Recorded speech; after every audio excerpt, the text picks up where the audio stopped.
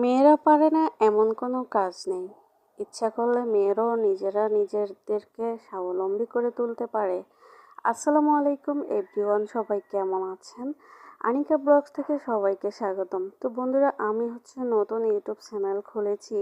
অত ভালো একটা কিছু বুঝি না ইউটিউব সম্পর্কে, কারণ আমি ফেসবুকে কাজ করি, মানে ফেসবুকে আর কি ব্লগ করি।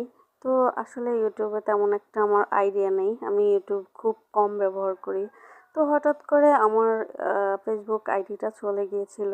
তারপর থেকে মনটা ভীষণ খারাপ হয়ে গেল। তো আমি ভাবলাম যে না, ইউটিউব চ্যানেলটা একটু খুলি, দেখি একটু কাজ করতে পারি কি না।